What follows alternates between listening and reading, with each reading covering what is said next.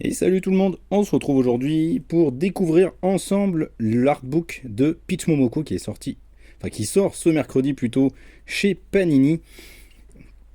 Et vous le savez, je suis un grand fan de Peach Momoko et donc je me suis dit pourquoi pas découvrir ensemble ce fabuleux artbook qui est dans un format beaucoup plus grand que ce que l'on a habituellement. Vous voyez, c'est un grand format. Si on le met à côté d'un 100% classique, elle est belle notre variante, hein.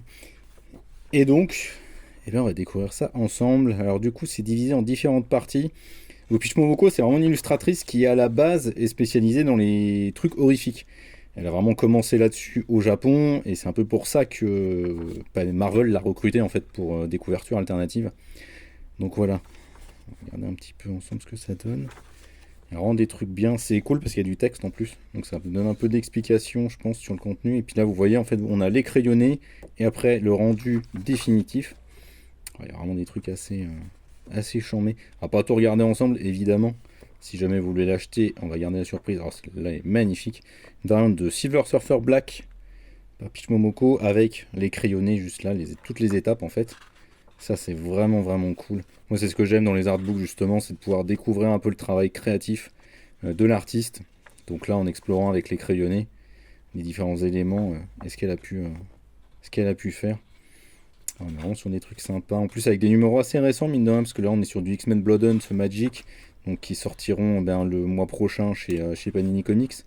Donc c'est assez sympa. Des couvertures variantes voilà, de Blood Hunt. Donc pareil, ça va sortir l'année prochaine, en janvier, chez Panini Comics. Donc vraiment des trucs sympas. Alors je sais, Peach Momoko, elle divise entre ceux qui n'aiment pas parce que c'est trop manga, et patati et patata. Bref, moi j'adore.